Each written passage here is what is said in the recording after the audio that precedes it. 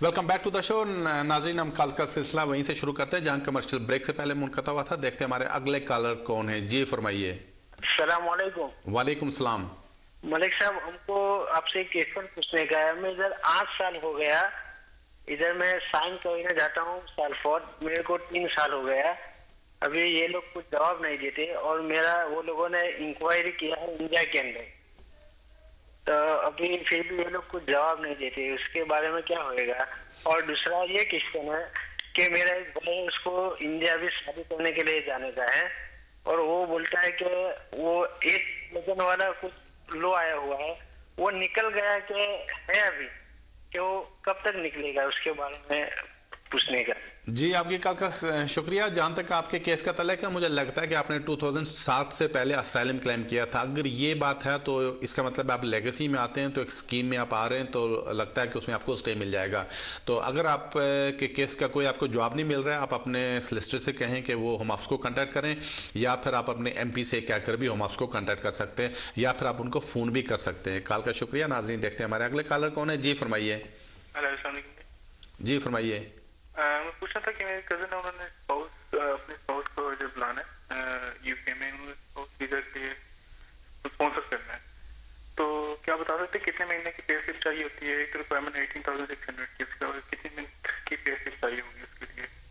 जी, आपकी कॉल का शुक्रिया। अगर तो आप अपने स्पाउस को UK में बुलाना चाहते हैं, पहली शर्त तो ये है कि उन्होंने वहाँ से इंग्लिश टेस्ट पास किया, और दूसरी ये कि जब आप डॉक्यूमेंट भेजें तो आपके पिछले 6 महीने की बैंक स्टेटमेंट और 6 महीने की पे स्लिप्स देखते हैं। तो प्लस आपका जो अकोमोडेशन का प्रूफ है कि आप उनको यहाँ पे अकोमोडेट भी कर सकते हो, तो ये उनको भेज दें, तो होपफुली उनको वीज़ा लग जाएगा अगर आप ये रिक्वायरमेंट्स पूरी कर रहे हैं। कॉल का शुक्रिया। नाजरीन, देखते हैं अगले कॉलर कौन है। जी फरमाइए। हेलो जी सर, मैं स्टूडेंट वीजा पे जहाँ पे आया था 2009 में। ठीक है सर, मेरा अभी वीजा खत्म हो चुका है, तो मेरे पास गर्लफ्रेंड है और मैंने उससे शादी करनी है, तो मुझे क्या करना होगा? जी, आपकी कॉल का शुक्रिया। पहली बात यह कि अपने वीज़े को ख़त्म नहीं होने देना चाहिए था। तो अब प्रॉब्लम ये आपके साथ होगी कि अगर आप शादी करने के लिए शादी के दफ्तर में जाते हैं, तो आमतौर पर आपका अगर वीज़ा नहीं है तो वो वहाँ पे इमिग्रेशन वालों को बुला लेते हैं और वहीं से आपको पकड़ लेते हैं। तो ज़्यादा बेहतर है किसी वकील से जाकर मिलें, उनको पूरी बात बताएं और अपने स्टे को पहले रेगुलाइज करने की कोशिश करें। तो अगर आप लीगल हो जाते हैं तो फिर उसके बाद शादी वाला स्टेप उठा सकते हैं। कॉल का शुक्रिया। नाज़रीन, बढ़ते अगले कॉलर की तरफ। जी फरमाइए। वालेकुम सलाम। जनाब, मैं पाकिस्तान से वकील हूँ। मैंने यहाँ पे आके अपना रेफ्यूजी केस किया था, मेरा पहले इनिशियल स्टेज पे केस हो गया था, और मेरे बच्चे भी सब इधर आ गया है ना। तो अब मैं ये पूछना चाह रहा था कि ये जो 5 साल की लीव के बाद मैं क्या करूँगा, कैसे इसको फिर एक्सटेंड करूँगा, या कि इसका कोई ऑटोमेटिक सिस्टम होता है? आपको क्या रेफ्यूजी स्टेटस मिला है? जी, आपकी कॉल का शुक्रिया। हाँ, अगर आपको रेफ्यूजी स्टेटस मिल जाए या किसी आदमी को रेफ्यूजी स्टेटस मिल जाता है, तो उनको 5 साल पूरे करने के बाद इंडेफिनिट स्टे के लिए अप्लाई कर सकते हैं। आमतौर पर जो बाकी कैटेगरीज में उनको इंग्लिश टेस्ट पास करना पड़ता है, लेकिन आपको उसकी भी ज़रूरत नहीं है। तो जस्ट 5 साल पूरे होने के ऊपर अप्लाई कर दें तो आपको इंडेफिनिट स्टे मिल जाएगा, और उसके 1 साल के बाद आप ब्रिटिश नेशनलिटी के लिए भी अप्लाई कर सकेंगे। कॉल का शुक्रिया। नाजरीन, देखते हैं अगले कॉलर कौन है। जी फरमाइए। वालेकुम सलाम। सर, मैं 14 साल तक केस पाए और मेरा हो गया, तो उसके बाद हम फिर दोबारा सी पे जैसी उससे केस थे हम रिकंडीशन वास्ते पाया ने साल हो गया, जवाब नहीं आया। जी, आपकी कॉल का शुक्रिया। असल में अगर तो आपने एप्लीकेशन की थी तो उसका डिसीजन आ गया था, वो अगर नेगेटिव में था यानी आपके खिलाफ था, तो आपके पास एक ही ऑप्शन था कि इसको आगे कोर्ट में ले जाते, इसको आगे अदालत में ले जाते। तो रिकंसिडरेशन आमतौर पर होम ऑफिस कोई नहीं करते हैं, जो उनको जो डिसीजन होता है वही फाइनल डिसीजन होता है। दूसरी बात यह कि जो भी आप एप्लीकेशन करते हैं, होम ऑफिस आपकी फ़ी लेते हैं, तभी उसको कंसिडर करते हैं। अगर आप फ़ी ना पे करें तो आपका केस कंसिडर नहीं करेंगे, तो उसका फैसला भी नहीं करेंगे। तो जब आप शुरू में अप्लाई किया तो आपके केस का फैसला आ गया था, उसके बाद आपने अपील करनी चाहिए थी। तो अगर आपने अपील नहीं की तो इसका मतलब आपका कोई केस नहीं है, तो आपको एनी टाइम प्रॉब्लम हो सकती है। तो ज़्यादा बेहतर है अपने वकील से या किसी वकील से मशवरा कर लें। कॉल का शुक्रिया। नाज़रीन, बढ़ते हैं अगले कॉलर की तरफ। जी फरमाइए। वालेकुम सलाम। मलिक साहब, मेरा एक दोस्त है ना, वो अफ्रीका से आया था। अच्छा। तो 3-4 साल तक उसने वीजा इस्लाम पर बढ़ाई थी, फिर उसके पासपोर्ट है ना लॉस हो गए थे, तो वो अभी इंडियन पासपोर्ट के पेपर पे वो यहाँ स्टे मिल सकता है उसका? जी। और दूसरा वो क्वेश्चन पूछना था मुझे कि वो अभी 18,600 का लो आया है, तो वो कब निकलेगा? जी, आपकी कॉल का शुक्रिया। पहली बात यह कि आपका फ्रेंड अगर ईस्ट अफ्रीका से आया था, मुझे लगता है ईस्ट अफ्रीका से ज़्यादातर लोग यूके में आते हैं, कनाडा, तंजानिया या युगांडा से। अगर इसमें से किसी कंट्री से आया था, अब डिपेंड है कि उसने कौन सा पासपोर्ट यूज़ किया था और किस कैटेगरी में यूके में आया था, उसके फिंगरप्रिंट्स हुए थे या नहीं हुए थे, ओवरस्टेयर उसने क्यों लिया, इंडियन पासपोर्ट उसको क्यों मिला, उसके काफ़ी सारे क्वेश्चन है जो कोई भी आपको वकील पूछेगा एडवाइस देने से पहले। तो ज़्यादा बेहतर है किसी अच्छे वकील से जाकर मिलें, उनसे मशवरा कर लें। दूसरी बात है, 18,600 का कानून बन चुके हैं, अभी यही कानून चलेगा जब तक ये चेंज नहीं होता। इसको चेंज होने में काफ़ी अर्सा लग जाएगा। कॉल का शुक्रिया। नाज़रीन, देखते हैं अगले कॉलर कौन है। जी फरमाइए। अस्सलाम वालेकुम। वालेकुम सलाम। मुझे कुछ इन्फॉर्मेशन चाहिए थी। जी, इटली से वीजा लगवाना है। इटली में रहती है लड़की और उसके जो हस्बैंड है वो इधर काम करते हैं, उसके 18,000 से ऊपर वेज जो है, ठीक है। लेकिन उसका जो अकाउंट है ना वो ओवरड्राफ्ट रहता है, उसके अकाउंट में अभी तक पैसे नहीं है। वेज आती है लेकिन वो यूज कर लेता है। तो मुझे ये पूछना था कि कौन कौन सी चीजें चाहिए, और अगर उसका बैंक अकाउंट ओवरड्राफ्ट है तो उससे कोई मसला तो नहीं होगा? जी, आपकी कॉल का शुक्रिया। हाँ, उसमें मसला होगा। असल में अगर किसी का बैंक का अकाउंट है और वो ओवरड्रान है, इसका मतलब उस आदमी को पैसे की ज़रूरत है और बैंक से उधार पैसा ले रहा है, बैंक से पैसा मांग रहा है। तो अगर ऐसा आदमी जो कि अपना खर्चा पूरा नहीं कर सकता बल्कि बैंक से पैसा लेकर खर्चा अपना चला रहा है, तो ऐसे आदमी के स्पाउस को वीज़ा नहीं देते हैं। तो उसमें एक तो शर्त 18,600 इनकम होनी चाहिए, दूसरी शर्त यह कि उसकी सेविंग्स भी कुछ होने चाहिए और बैंक का अकाउंट ओवरड्रान ना हो। तो अगर ओवरड्रान है, वीज़ा नहीं मिलेगा। ज़्यादा बेहतर उनको कहें कि बैंक का अकाउंट ठीक करें, उसके बाद ही एप्लीकेशन कर सकेंगे। कॉल का शुक्रिया। नाज़रीन, देखते हैं अगले कॉलर कौन है। जी फरमाइए। सत श्री अकाल डॉक्टर साहब, मेरा नाम मनदीप सिंह है जी। मैं ਇੱਥੇ 1.5 ਸਾਲ ਪਹਿਲਾਂ HSMP ਵੀਜ਼ੇ ਤੇ ਆਇਆ ਸੀਗਾ, ਠੀਕ। ਤੇ ਮੈਂ ਹੁਣ ਆਪਣੀ ਪਾਰਟਨਰ ਨਾਲ ਲੈ ਰਿਹਾ ਹਾਂ। ਮੇਰੀ ਪਾਰਟਨਰ ਦਾ ਸਟੇਟਸ ਇੰਡੈਫੀਨਿਟ ਲੀਵ ਹੈ, ਤੇ ਮੇਰਾ ਕੁਐਸਚਨ ਹੈ ਕਿ ਅਸੀਂ ਆਪਣੀ ਮੈਰਿਜ ਰਜਿਸਟਰ ਕਰਵਾਉਣੀ ਹੈ ਅਕਤੂਬਰ ਦੇ ਵਿੱਚ, ਕਿ ਮੈਂ ਇੱਥੋਂ ਅਪਲਾਈ ਕਰ ਸਕਦਾ ਆਪਣੇ ਵੀਜ਼ੇ ਵਾਸਤੇ?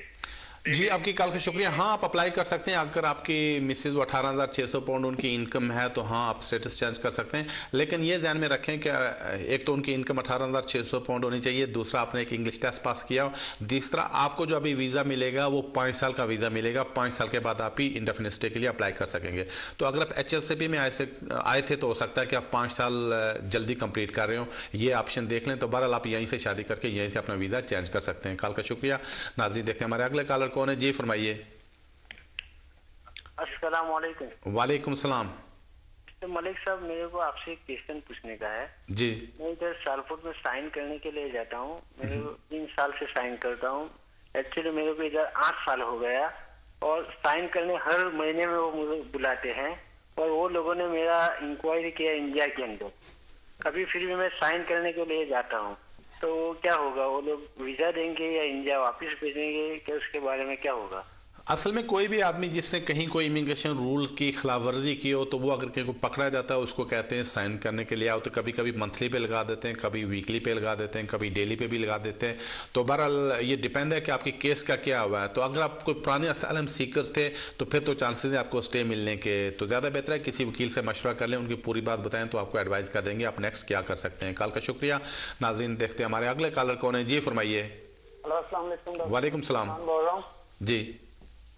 डॉक्टर साहब, मैंने ये पूछना था कि मुझे 1.5 साल हो गया यहाँ पे आए हुए, तो मेरा स्टूडेंट वीजा है, और दूसरी बात ये है कि मेरा कॉलेज बंद हो चुका है ना, तो मेरा वीजा आगे 2013 के अगस्त तक था, तो कॉलेज मेरा बंद हो चुका है। कॉलेज बेसिकली DM कॉलेज ही है मेरा, तो आपको बेहतर पता होगा कि वो अभी अपील में है या कैसे है, तो काइंडली ये भी बताइएगा कि वो अपील में है या नहीं है, और मेरे लिए आगे यानी कि क्या किया जाए, मैं क्या कर सकता हूँ आगे, तो मुझे ये काइंडली प्लीज बताइए। जी, आपकी कॉल का शुक्रिया। जहाँ तक स्टूडेंट्स का तल्लक है, अगर तो आप यहाँ पढ़ने के लिए आए तो आपका वीज़ा है जैसे साल का है, 2 साल का है, 3 साल का है, तो अगर आपका कॉलेज बंद हो जाता है किसी भी वजह से, तो उसमें रूल्स ये कहते हैं कि आप 2 महीने के अंदर अंदर यानी 60 दिन के अंदर अंदर नए कॉलेज में एडमिशन लेकर होम ऑफिस को अप्लाई कर दें या नए वीज़े के लिए अप्लाई कर दें।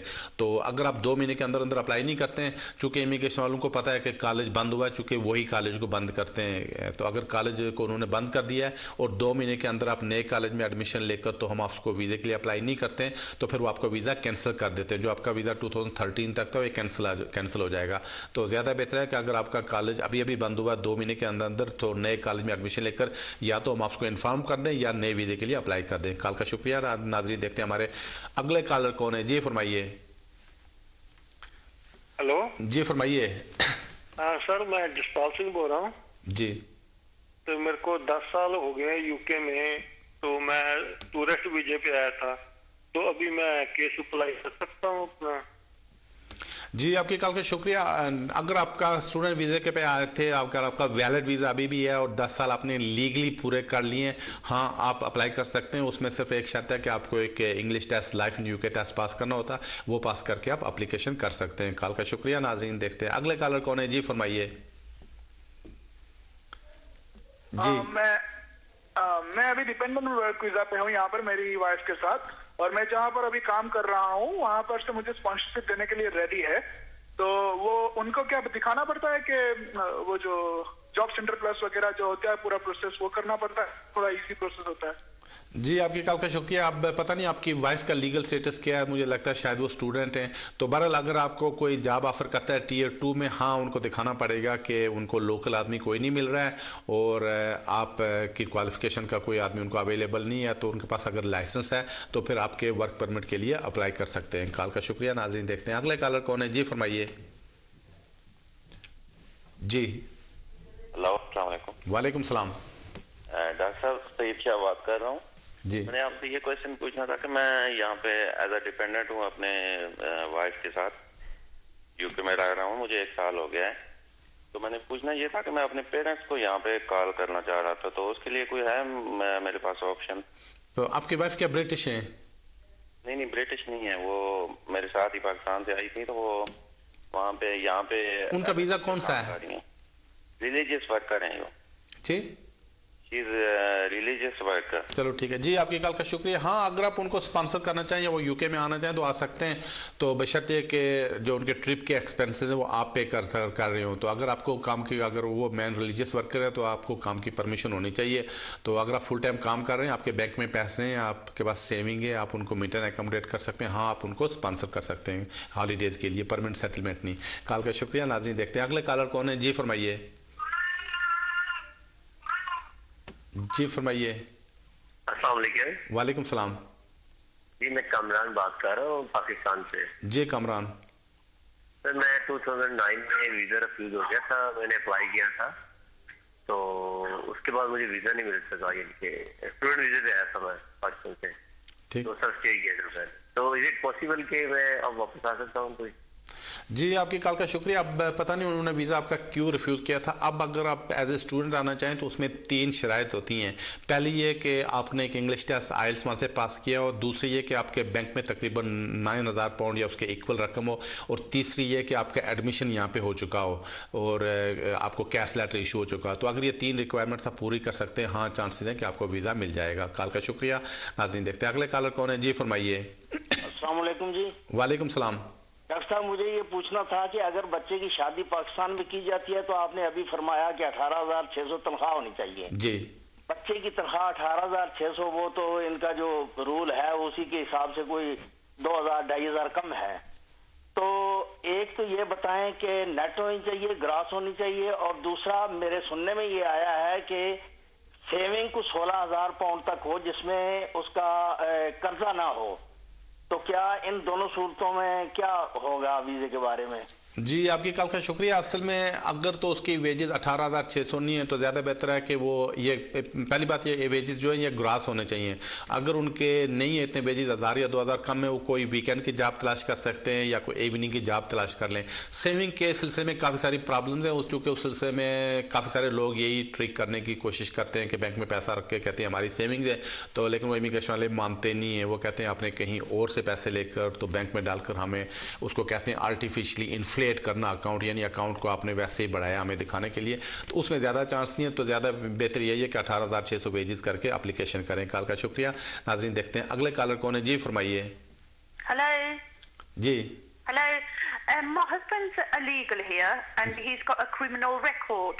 Am I right in saying he's got to wait 5 years until he can make an application? Thank you for your call. Basically, it's if somebody got a criminal record, it's very difficult for them to get settled here. And even under the new rules, if somebody is basically involved in a crime and got more than 2 years sentence, even if he's married with indefinite stay, still they basically send them back. The best thing is probably go to a solicitor and tell them and give them all details and get advice from them, which must be the confidential advice. Thank you for the call. नाज़रीन देखते हैं हमारे अगले collar कौन है जी, फरमाइए। Hello, अस्सलाम वालेकुम। वालेकुम सलाम। मलिक साहब, मेरा एक छोटा सा सवाल है कि मेरे मम्मी डैडी इधर आए हुए हैं, तो मैंने पूछना था कि यहाँ पे वो सेटलमेंट मेरा भाई यहाँ से ही अप्लाई कर सकता है कि उनको डेफिनेटली वापस ही जाके करना पड़ेगा?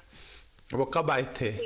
वो आए थे, उनको 3 माह हो गए, 3-4 माह हो गए। जी, आपकी कॉल का शुक्रिया। असल में जुलाई में ये रूल चेंज हो गया था 9 जुलाई को। उससे पहले कानून यही था कि अगर किसी के पेरेंट्स यहाँ पे आए हुए हैं विजिटर वीज़े के ऊपर, वो यहीं से एप्लीकेशन कर सकते थे।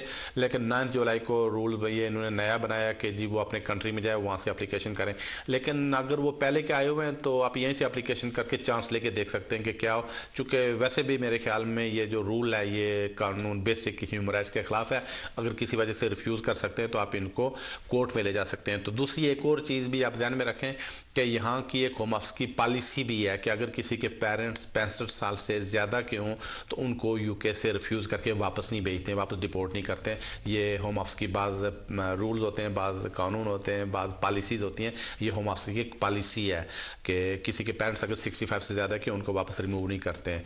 तो बहरहाल चांस ले आप यहाँ से ले सकती हैं। कॉल का शुक्रिया। नाज़रीन देखते हैं अगले कॉलर कौन है जी, फरमाइए। हेलो जी, फरमाइए। हाँ जी, मलिक साहब, मैंने अभी फाइल रखी है PR के लिए, जिसको 5 महीने हो चुके हैं, अभी तो कोई रिप्लाई नहीं आया था। बताएंगे क्या हो सकता है? कितना अरसा हो चुका है? मैंने 28 अप्रैल को रखा था फाइल। ठीक है जी, आपकी कॉल का शुक्रिया। असल में आमतौर पर जितनी भी एप्लीकेशन आप करें तो 3 महीने में इनके फैसले हो जाते हैं। लेकिन चूंकि पिछले दिनों यहाँ ओलंपिक्स चल रहा था और जितने भी लोग दुनिया से विजिटर वीज़े के लिए अप्लाई कर रहे थे उनकी एप्लीकेशन यहाँ पे आती थी अप्रूवल के लिए और यहाँ से उसको अप्रूव करते थे। इस वजह से जो यूके बॉर्डर एजेंसी के ऑफिस हैं या ऑफिसर्स हैं वो उसमें बिजी रहे। तो इमिग्रेशन वालों ने ऐलान भी किया था कि हम 3 महीने के बजाय 6 महीने में केसेस के फैसले करेंगे ओलंपिक्स की वजह से। अब ओलंपिक्स ख़त्म हो चुके हैं, केसेस के फैसले हो रहे हैं, तो मुझे यकीन है आपके केस का जल्दी फैसला हो जाएगा। कॉल का शुक्रिया। नाज़रीन बढ़ते हैं अगले कॉलर की तरफ जी, फरमाइए। अस्सलाम वालेकुम जी, मेरे 2 सवाल आपसे। पहला सवाल ये है कि मेरे सिस्टर है यहाँ पर इंडेफिनिट लीव से अप्लाई करना है 20 दिसंबर को, तो उनका स्पाउस वीजा लगा था 2010 में, तो उनके लिए कोई नए रूल अप्लाई तो नहीं होते हैं? एक पहला सवाल तो ये है। दूसरा सवाल ये है कि मेरी कजन है, उन्होंने अपने स्पाउस को लाना है पाकिस्तान से स्पाउस वीजे के ऊपर, तो अब उन्होंने अभी काम स्टार्ट किया है। उनकी शादी अगर 4-5 महीने के बाद 4-5 महीने की बैंक स्टेटमेंट काफी होगी कि लाजमी 6 महीने की बैंक स्टेटमेंट होनी चाहिए? जी, आपकी कॉल का शुक्रिया। आप के जो सिस्टर यहाँ पे जो ऑलरेडी आ चुके हैं और जिन्होंने इंडेफिनिट स्टे के लिए अप्लाई करना, उन पर कोई नया रूल अप्लाई नहीं करेगा, तो उनको वही है कि अपने आप को मेंटेन अकोमोडेट करते हो और लाइफ इन यूके टेस्ट उन्हें पास किया तो इंडेफिनिट स्टे के लिए अप्लाई कर सकते हैं, उनको इंडेफिनिट स्टे मिल जाएगा। और जहाँ तक दूसरे केस का तल्लुक है, इसमें 6 महीने की पे स्लिप्स मांगते हैं और 6 महीने की बैंक स्टेटमेंट मांगते हैं। तो ज़्यादा बेहतर है कि वो मेक श्योर करें कि 6 महीने की पे स्लिप्स होनी चाहिए और ये भी कि पैसे जो हैं वो डायरेक्ट बैंक में जा रहे हो, तो 6 महीने के लिए वो ज़रूरी है दिखाना। कॉल का शुक्रिया। नाज़रीन देखते हैं हमारे अगले कॉलर कौन है जी, फरमाइए। जी, अस्सलाम वालेकुम। वालेकुम सलाम। ये आपसे ये पूछना था कि जो विजिटर वीजे के लिए करना पड़ता है उसके लिए क्या रूल्स है? जी, आपकी कॉल का शुक्रिया। उसमें तरीका ये है कि आप किसी भी सलिसिटर के दफ्तर में चले जाएं, किसी भी वकील के दफ्तर में चले जाएं जो कि सलिसिटर हो, वो आपके लिए एक स्पॉन्सरशिप लेटर तैयार करेगा और उसके ऊपर अपनी मोड़ लगाएगा आपकी आइडेंटिफिकेशन वगैरह देखकर। फिर वो स्पॉन्सरशिप लेटर और बैंक स्टेटमेंट, तो अगर आपके पास कोई काम का प्रूफ है या मकान का प्रूफ है, सारे पेपर लगाकर तो उनको भेज दें जिनको आप स्पॉन्सर करना चाहते हैं। वो फिर वहाँ ब्रिटिश एम्बेसी में या ब्रिटिश हाई कमीशन में वीज़े के लिए अप्लाई करेंगे। कॉल का शुक्रिया। नाज़रीन देखते हैं अगले कॉलर कौन है जी, फरमाइए। वालेकुम सलाम। एक दोस्त आया था तो वो विजिट वीजे पे था और उसका वीजा एक्सपायर हो चुका है, 2 साल से यहाँ पे है। कोई उसके लिए अगर कोई इस तरह का रास्ता जो वो यहाँ पे स्टे रह सके या कुछ अर्सा और लीगल तरीके से किसी तरीके से भी गुजार सके। और एक मैंने ये पूछना था कि मेरे फिंगरप्रिंट्स डिमांड किए हैं इन्होंने UKBA वालों ने, क्योंकि मैंने एक्सटेंशन डाली हुई थी, तो क्या वो जो है कि मुझे वीजा देंगे या क्या करेंगे?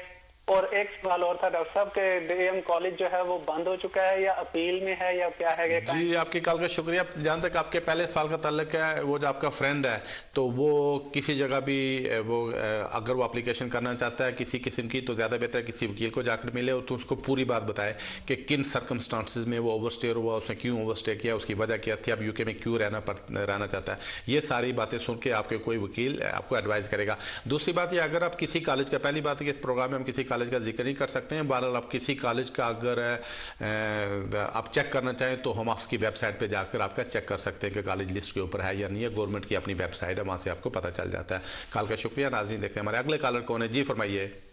हेलो जी, अस्सलाम वालेकुम जी। वालेकुम सलाम।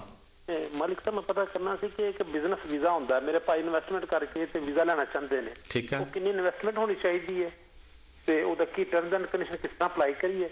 ਤੇ दूसरा पुलिस वाले सी कि अगर मैं लो इनकम है लेकिन मैं है ब्रिटिश पासपोर्ट ही मेरे को, तो मैं अपनी वालदा को बुला सकना, मेरी वालदा की उम्र 65 तो बाप है। जी आपकी कॉल का शुक्रिया। जहाँ तक बिजनेस वीजे का ताल्लुक है उसमें दो कैटेगरीज है। एक तो है कि अगर किसके पास मिलियन पाउंड हो तो वो इन्वेस्टर के तौर पर आ सकता है। दूसरी कैटेगरी है कि अगर किसी पास 2 लाख पाउंड हो वो बिजनेस करने के लिए आ सकता है, और लेकिन 2 लाख पाउंड के साथ उसको इंग्लिश का एक टेस्ट भी पास करना पड़ेगा। जहाँ तक आपका ताल्लुक है, अगर आप लो इनकम पे हैं तो इसका मतलब बेनिफिट्स ले रहे हैं। अगर आप बेनिफिट्स ले रहे हैं तो इसका मतलब आप अपना खर्चा नहीं पूरा कर रहे हैं तो गवर्नमेंट से मदद ले रहे हैं, तो ऐसी सिचुएशन में आप अपनी वालदा को नहीं बुला सकेंगे। कॉल का शुक्रिया। नाजरीन देखते हैं अगले कॉलर कौन है। जी फरमाइए। अस्सलाम वालेकुम। वालेकुम सलाम। मिस्टर मलिक साहब, मेरे को आपसे एक क्वेश्चन पूछने का है। मैं अभी इंडिया गया था, मैं इंडिया में मेरी वाइफ से एंगेजमेंट करके आया, फिर मैं उसको इधर स्टूडेंट वीजा पे बुलाऊं इधर यूके के अंदर, फिर मैं इधर उसके साथ अप्लाई करूं तो फिर मेरे को 18,000 का लागू पड़ेगा या? जी आपके कॉल का शुक्रिया। हाँ 18 साल का जो ला है वो दोनों सूरतों में लागू है। अगर कोई बाहर से अप्लाई करता है अपनी बीवी के लिए तब भी लागू है, अगर कोई यहाँ से अप्लाई करता है, जैसे कोई स्टूडेंट की शादी आपके साथ हो जाती है तो यहाँ से भी 18,600 का है। दोनों सूरतों में एक ही चीज़ है, उसमें कोई फ़र्क नहीं पड़ेगा। कॉल का शुक्रिया। नाज़रीन देखते हैं हमारे अगले कॉलर कौन है। जी फरमाइए। जी हेलो जी फरमाइए। हेलो डॉक्टर साहब, मैं एक गल पूछनी सी। मेरे है ना मैं इतने परमानेंट हाँ ਤੇ ਮੇਰੇ ਮੰਮੀ ਡੈਡੀ ਇੰਡੀਆ ਤੋਂ ਆਏ ਹੋਏ ਆ, तो ਮੇਰੇ ਡੈਡੀ 70 ईयर ओल्ड ਦੇ ਆ, ਤੇ ਮੈਂ ਉਹਨਾਂ ਨੂੰ परमानेंटली तो अप्लाई कर सकदा? जी आपके कॉल का शुक्रिया। असल में पहले ऐसा कानून था 9 जुलाई से पहले कि जो जिस आदमी के पेरेंट्स यूके में आते थे वो यहीं से एप्लीकेशन कर सकता था उनके सेटलमेंट के लिए, लेकिन 9 जुलाई को उन्होंने कानून चेंज करके अब कहते हैं कि अपनी कंट्री से जाएं। लेकिन चूंकि आपके पेरेंट्स ऑलरेडी यहाँ पे आ चुके हैं तो अगर आप यहाँ से चांस लेना चाहें तो हाँ ऐसी एप्लीकेशन आप यहाँ से कर सकते हैं, करके देख लें उसका रिजल्ट क्या आता है। तो वरना रूल अब यही कहते हैं कि वापस जाना पड़ेगा। लेकिन मेरे ख्याल में ये जो कानून है अगेंस्ट ह्यूमन राइट्स है, तो अगर आपकी एप्लीकेशन किसी वजह से ना हो जाती है तो आपके पास ऑप्शन होगा कि इसको आगे कोर्ट में ले जा सकेंगे और इसको ह्यूमन राइट्स में फाइट कर सकेंगे। तो बहरहाल यहाँ से आप अप्लाई अगर करना चाहें तो कर सकते हैं। कॉल का शुक्रिया। नाजरीन बढ़ते हैं अगले कॉलर की तरफ। जी फरमाइए। वालेकुम सलाम। जी भाई साहब, 2 क्वेश्चन है मेरे। मैं 10 years कंप्लीट कर लिए हैं यहाँ पे और मैंने एप्लीकेशन भेजनी है next week under long residence. तो हुआ ये था कि इन 10 years में एक बार ऐसा हुआ कि जब मेरा वीजा एप्लीकेशन थी वो मैंने वीजा एक्सपायर होने से 1 वीक पहले सबमिट की थी, तो जब मुझे वीजा इश्यू हुआ वो वीजा एक्सपायर होने के 2 वीक्स बाद इश्यू हुआ। और तो मैं ये पूछना चाहता था कि वो रेजिडेंसी जो लॉन्ग रेजिडेंस कंडीशन है वो ब्रेक तो नहीं होगी इससे? और दूसरा क्वेश्चन ये था कि मुझे साथ अपनी बैंक स्टेटमेंट लगानी चाहिए, और लगानी चाहिए तो कितने पैसे उसमें हों?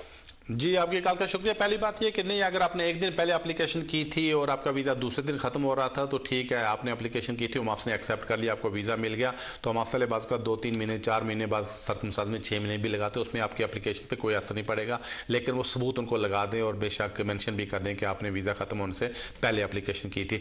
दूसरी बात यह है कि इसमें बैंक स्टेटमेंट में कोई पैसे होना ज़रूरी नहीं है। अगर आप लॉन्ग रेजिडेंस में अप्लाई करते हैं, जो भी आपकी नेचुरली बैंक स्टेटमेंट है वो साथ लगा दें, चूँकि स्टे देने से पहले इमिग्रेशन वाले ये भी देखते हैं कि कहीं कोई ऐसे सर्कमस्टांसेस तो नहीं है कि ये आदमी कहीं बेनिफिट्स पे जाए। तो बहरहाल जो भी आपकी नेचुरल बैंक स्टेटमेंट है पिछले 2-3 महीने की वो लगा दें, तो मुझे यकीन है आपको स्टे मिल जाएगा। लाइफ न्यू के टेस्ट मुझे यकीन है आपने पास कर लिया होगा। कॉल का शुक्रिया। नाज़रीन देखते हैं हमारे अगले कॉलर कौन है। जी फरमाइए। जी